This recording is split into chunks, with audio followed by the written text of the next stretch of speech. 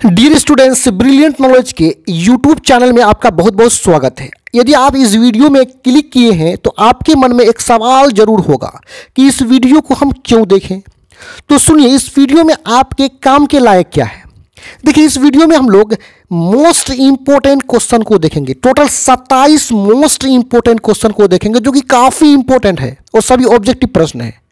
और ये प्रश्न कहीं ना कहीं पिछले परीक्षाओं में पूछे गए हैं और कुछ प्रश्न ऐसे भी हैं जो पिछले परीक्षाओं में पूछे तो नहीं गए लेकिन है काफ़ी इंपॉर्टेंट, तो उसको भी इस वीडियो में लिए हैं। और ये 27 का 27 जो इंपॉर्टेंट क्वेश्चन है, ये क्लास 10th के अर्थव्यवस्था के जो दूसरा चैप्टर है, राज्य एवं राष्ट्र की आय, उसी से लिया गया है इस 27 इंपॉर्टेंट क्वेश्चन को। तो वीडियो को शुरू करते हैं और सबसे पहला प्रश्न को बिना देरी किए हुए देखते हैं। यहां पे देखिए, पहला प्रश्न क्या है। प्रश्न है, जिस देश की राष्ट्रीय आय अधिक होती है वह देश क्या कहलाता है। अब ये प्रश्न 2017 का एआई का मतलब एनुअल बोर्ड परीक्षा जो होता है उसका दूसरा पाली में पूछा गया है।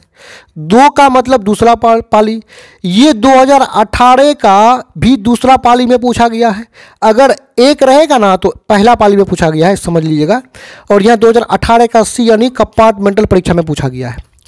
तो इस प्रश्न का सही उत्तर हो जाएगा बी, यानी जिस देश का राष्ट्रीय आय सबसे अधिक होगा वो विकसित होगा। राष्ट्रीय आय का मतलब होता है राष्ट्र का आय। राष्ट्र मतलब देश और आय का मतलब होता है इनकम या कमाई। पूरे राष्ट्र का, पूरे देश का जो कमाई है उसी को हम राष्ट्रीय आय बोलेंगे। तो जिस देश का आय अधिक होगा, इनकम अधिक होगा, तो वो क्या होगा, अमीर होगा ना। और जो अमीर देश होता है उसी को तो विकसित देश बोलते हैं, विकसित राष्ट्र बोलते हैं। विकसित का मतलब जो विकास कर चुका है, और विकास का मतलब होता है तरक्की करना, आगे बढ़ना। अब यहाँ पे देखिए, ये अविकसित है, मतलब जो विकास नहीं किया है, जो भी गरीब ही है, यह अर्धविकसित। यहाँ पे तो होगा अर्धविकसित, मतलब ये आधा विकसित है, आधा तरक्की किया है। तो जिसका राष्ट्रीय अधिक होगा वो विकसित होगा। इसका राइट आंसर बी है। अब नेक्स्ट क्वेश्चन को देखते हैं। देखिए, अगला सवाल है दूसरा नंबर में कि भूमि का पारिश्रमिक उसकी आय के रूप में क्या प्रकट करता है। सीधे समझिए, भूमि का पारिश्रमिक क्या होता है। पारिश्रमिक का मतलब होता है मेहनताना। तो भूमि का पारिश्रमिक होता है लगान। इसका राइट आंसर भी होगा। लगान क्या होता है, हम जमीन को जोतते हैं ना, जमीन जनरली सरकार का होता है और इसके बदले में सरकार को हम रसीद काट के लगान देते हैं। यानी जमीन के बदले में हम क्या देते हैं, लगान देते हैं। तो ये जो भूमि है, ये जो जमीन है, इसका पारिश्रमिक लगान होगा। अब यहाँ पे देखिए, ये क्वेश्चन बीएम है, बोर्ड मॉडल है। बोर्ड मॉडल मतलब इस बार की परीक्षा में आने का बहुत ही ज़्यादा संभावना है। यहीं पे मजदूरी है ना, मजदूर का पारिश्रमिक होता है। मजदूर काम करेगा, उसके बदले में जो भी देंगे वो मजदूरी होता है। और किसी से आप रुपया उधार लिए, उस रुपया के बदले में जो देते हैं उसको ब्याज बोलते हैं। और वेतन मतलब कोई कर्मचारी को जो हम देते हैं 1 मंथ का सैलरी, उसी को वेतन बोलते हैं। चलते हैं अगला सवाल में। देखिए, तीसरा प्रश्न है। देखिए, क्वेश्चन है, इनमें से कौन एक बीमारू राज्य नहीं है। देखिए, बीमारू का फुल फॉर्म होता है BIMARU। BI का मतलब बिहार होता है, M का मतलब मध्य प्रदेश होता है, A का मतलब असम होता है, R का मतलब राजस्थान होता है, U का मतलब उत्तर प्रदेश होता है। तो बीमारू राज्य नहीं है, बाकी सब बीमारू है, ये कर्नाटक बीमारू राज्य नहीं है। तो 3 का राइट आंसर क्या हो जाएगा, सही जवाब हो जाएगा सी, ये बीमारू राज्य नहीं है। चलते हैं चौथा प्रश्न में। देखिए, चौथा क्वेश्चन है, बिहार के किस जिले का प्रति व्यक्ति आय सर्वाधिक है, सबसे अधिक है। प्रति व्यक्ति आय का मतलब प्रत्येक व्यक्ति का इनकम। प्रति मतलब प्रत्येक होता है, तो प्रत्येक व्यक्ति ज़्यादा किस जिला में कमाता है। तो इसका राइट आंसर है, सही जवाब है ए, यानी पटना। पटना जिले के लोगों का प्रति व्यक्ति आय अधिक है, वहाँ के लोग ज़्यादा कमाते हैं। चलते हैं नेक्स्ट क्वेश्चन में। 5वां क्वेश्चन है, बिहार में सबसे कम प्रति व्यक्ति आय वाला जिला है। तो बिहार के किस जिले में जो है प्रति व्यक्ति आय कम है, तो इसका सही जवाब है बी शिवहर। चलते हैं अगला क्वेश्चन में।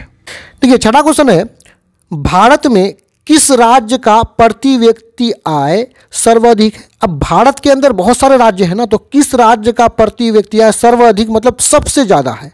तो इसका सही जवाब है सी, यानी गोवा का प्रति व्यक्ति आय सबसे अधिक है। अगला देखिए 7 नंबर, सन 2008-2009 के अनुसार भारत की औसत प्रति व्यक्ति आय कितनी बताई गई? देखिए औसत जो प्रति व्यक्ति आय होता है, ये एक साल का भारत के प्रत्येक व्यक्ति का कमाई होता है। कोई ज़्यादा कमाता है, कोई कम कमाता है, तो औसत का मतलब बीच में लिया गया है। यदि कोई 6,000 रुपया कमा रहा है और कोई 8,000 रुपया कमा रहा है, तो दोनों का औसत क्या हो जाएगा? 7,000 रुपया। तो यही औसत होता है। तो 2008-9 में भारत का जो प्रति व्यक्ति आय था वो था बी नंबर सही आंसर है इसका 25,494। चलते हैं अगला सवाल पर। 8वां सवाल देखिए, भारत में सबसे कम आय वाला कमाई वाला राज्य कौन सा है? मतलब किस राज्य का आय इनकम सबसे कम है? तो इसका सही जवाब है सी, यानी बिहार। अपना राज्य बिहार का आय सबसे कम है। चलते हैं अगला सवाल में। देखिए क्वेश्चन नंबर 9 है, बिहार की आय में सर्वाधिक योगदान होता है। तो अभी बिहार के आय में बिहार का जो इनकम है, बिहार सरकार जो कमाती है, सबसे ज़्यादा कहाँ से कमाती है? वो इसका ऑप्शन नंबर सी सही है, सेवा क्षेत्र का योगदान सबसे अधिक है। यानी बिहार के इनकम में सबसे ज़्यादा किस क्षेत्र से कमाई होता है? सेवा क्षेत्र। इसके अलावा कृषि क्षेत्र भी होता है, औद्योगिक क्षेत्र भी होता है। कुछ वर्षों पहले कृषि से योगदान अधिक था, लेकिन अभी सेवा क्षेत्र का योगदान बढ़ चुका है। चलते हैं नेक्स्ट क्वेश्चन में। देखिए यहाँ 10वां प्रश्न है, एक देश इसलिए गरीब है क्योंकि वह गरीब है, किस अर्थशास्त्री का कथन है? तो इस कथन को बोला था रेगनर नक्स ने बोला था, इसी ने इस कथन को बोला था। इनका कहना था कि जो गरीब होता है ना, वो गरीबी के कारण और भी गरीब बनते चले जाता है। चलते हैं अगला सवाल में। देखिए 11वां सवाल है, भारत में वित्तीय वर्ष होता है।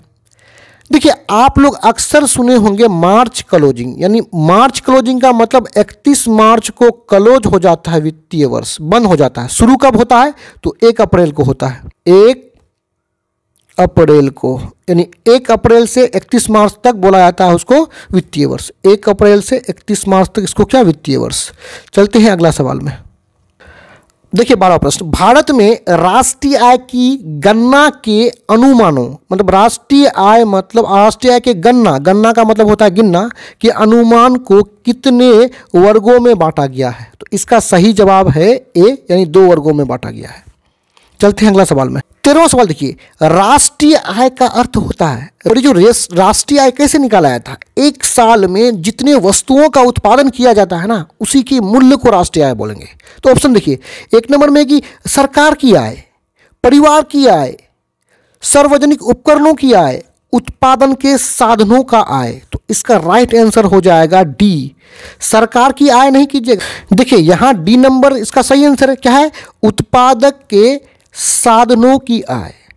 उत्पादक का मतलब उत्पादन करने वाला, साधन का मतलब वस्तु। वह साधन वह वस्तु जिससे हम उत्पादन करेंगे उसी को उत्पादन के साधन बोलेंगे।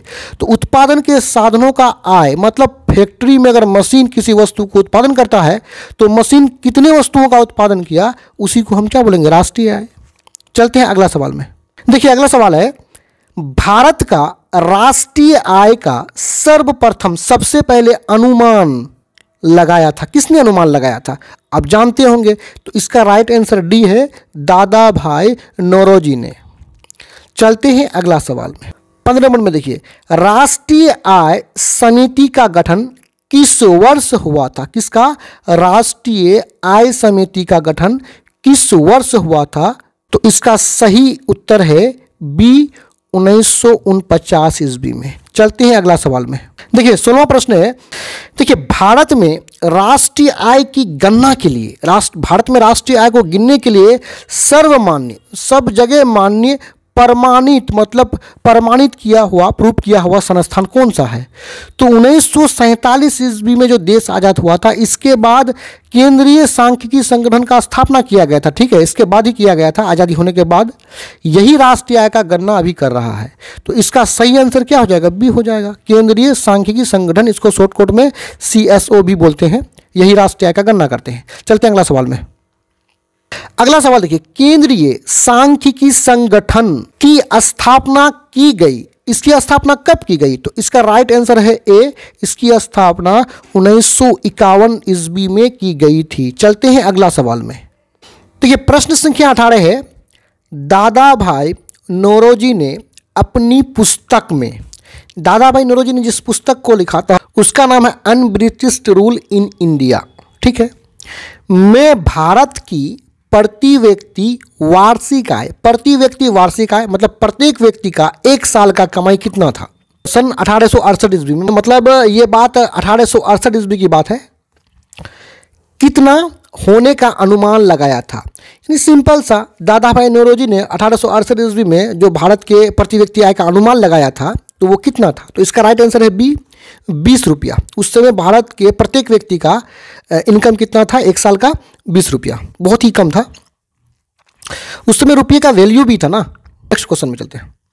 प्रश्न संख्या 19 देखिए, दादा भाई नौरोजी ने सर्वप्रथम राष्ट्रीय आय का अनुमान कब लगाया था? ऊपर ही आप देख चुके हैं, तो इसका राइट आंसर होगा ए, 1868 ईस्वी में। देखिए NCERT में सारांश में देखिएगा ना, गलती से वहाँ 1968 कर दिया, जो कि गलत है। इसका राइट आंसर आप किताब के अंदर देखिएगा, वहाँ पे 1868 लिखा हुआ रहेगा। ठीक है, चलते हैं अगला सवाल में। देखिए 20 नंबर वाला प्रश्न, poverty and unBritish rule in India किसकी रचना है? मतलब इस किताब को किसने लिखा था? Poverty and unBritish rule in India, इस किताब को लिखा था कौन? दादा भाई नौरोजी ने लिखा था। इसका राइट आंसर हो जाएगा डी। चलते हैं अगला सवाल में। देखिए अगला क्वेश्चन है, आय तथा उपभोग का अंतर। देखिए समझिए, आय क्या है? आय का मतलब होता है इनकम। कोई व्यक्ति इनकम करता है और इसमें हम घटा देंगे उपभोग को। अंतर का मतलब घटाना होता है, तो आय में हम उपभोग करेंगे, तो आय तथा उपभोग का अंतर मतलब उसका घटा क्या होता है? वो होता है बचत। यानी आप जितना कमाएं, उपभोग का मतलब जो आप खर्च कर लिए, तो कमाई में से जो खर्च कर लीजिएगा तो बचेगा, उसको क्या बोलते हैं? बचत बोलते हैं। तो इसका राइट आंसर सी हो जाएगा, बचत कहलाता है। ठीक है, आगे देखिए 22 नंबर में, भारत की राष्ट्रीय आय का सर्वप्रथम अनुमान किसने लगाया? बार बार ये क्वेश्चन रिपीट हो रहा है, इंपॉर्टेंट भी है। तो इसका राइट आंसर डी है, दादा भाई नौरोजी ने। कब लगाया था? 1868 ईस्वी में लगाया था। चलिए अगला सवाल में। देखिए यहाँ पे 30 नंबर, प्रति व्यक्ति आय का आशय है। आशय का मतलब है प्रति व्यक्ति आय से क्या समझते हैं हम? प्रति व्यक्ति का आय का मतलब होता है प्रत्येक व्यक्ति का औसत कमाई। किसी का ज़्यादा हो सकता है, किसी का कम हो सकता है, हमें बीच में रखना है, तो औसत आय होता है प्रति व्यक्ति आय। चलते हैं अगला सवाल में। देखिए 24 नंबर का प्रश्न है, निम्नलिखित में कौन हमारे रहन सहन के स्तर को प्रभावित करता है? आप इसमें ना ऑप्शन को देखिए, राजकीय आय मतलब राज्य का इनकम, राष्ट्रीय आय मतलब राष्ट्र का आय, राष्ट्र का इनकम यानी देश का इनकम, और यहाँ प्रति व्यक्ति आय मतलब प्रत्येक व्यक्ति का इनकम। तो इसका राइट आंसर हो जाएगा सी, यानी हमारे रहन सहन को प्रति व्यक्ति आय प्रभावित करता है। प्रति व्यक्ति आय मतलब हर व्यक्ति का आय, हर व्यक्ति का इनकम, हर व्यक्ति का कमाई यदि अधिक होगा तो रहन सहन का जो स्तर है वो अच्छा होगा, अगर ये कम होगा तो रहन सहन का स्तर अच्छा नहीं होगा। तो प्रति व्यक्ति आय प्रभावित करता है। तो 24 का राइट आंसर क्या है? सी। चलते हैं अगला सवाल पे। देखिए 25 में कह रहा है कि राष्ट्रीय आय जाना जाता है, किससे जाना जाता है? उत्पादन गणना विधि। राष्ट्रीय आय को उत्पादन गणना विधि से भी मापा जाता है। दूसरा आय गणना विधि से, इससे भी मापा जाता है। व्यय गणना विधि, तो राष्ट्रीय आय को व्यय गणना विधि से भी मापा जाता है, और यहाँ पे उपयुक्त सभी के द्वारा। इसका राइट आंसर होगा डी। ये उपयुक्त तीनों जो विधि है ये राष्ट्रीय आय को गणना करने की विधियां हैं, राष्ट्रीय आय को जानने की विधियां, उसको गिनने की विधियां हैं, इसलिए उपयुक्त सभी हो जाएगा। चलते हैं अगला सवाल में। देखिए 26 नंबर का क्वेश्चन है, समावेशी आर्थिक विकास क्या है। देखो समावेशी का मतलब क्या होता है। समावेशी का मतलब सबको समावेश करके, सबको साथ में लेकर के, अमीर गरीब जो पिछड़ा वर्ग है सबको साथ में लेकर के विकास करना, आर्थिक विकास करना मतलब तरक्की करना। आर्थिक मतलब होता है अर्थ का और विकास का मतलब होता है तरक्की करना। तो अर्थ का तरक्की करना, रुपये पैसे की दृष्टि से विकास करना, तरक्की करना ही आर्थिक विकास है। और समावेशी का मतलब सबको साथ में लेकर के। तो आपको क्या समझ में आ रहा है कि समावेशी विकास क्या है। संतुलित विकास। संतुलित मतलब सबको साथ में लेकर के संतुलन बना करके विकास करना। समाज के गरीब वर्ग का विकास करना, सब वर्ग इसमें आते हैं तो गरीब भी आएगा। समाज के पिछड़े वर्ग का विकास, जो समाज का पिछड़ा वर्ग है, जो पिछड़ गए हैं उसका विकास करना। डी नंबर में है इनमें सभी, तो इसका राइट आंसर डी हो जाएगा। ये सभी चीजें समावेशी आर्थिक विकास में आएगा, यानी सबका विकास करना है हमें। चलते हैं 27 और अंतिम क्वेश्चन में।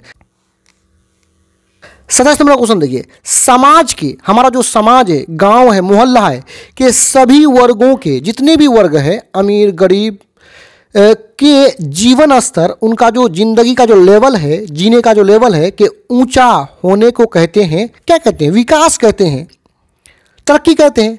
और बोलना कि समाज के सभी वर्ग का विकास होगा।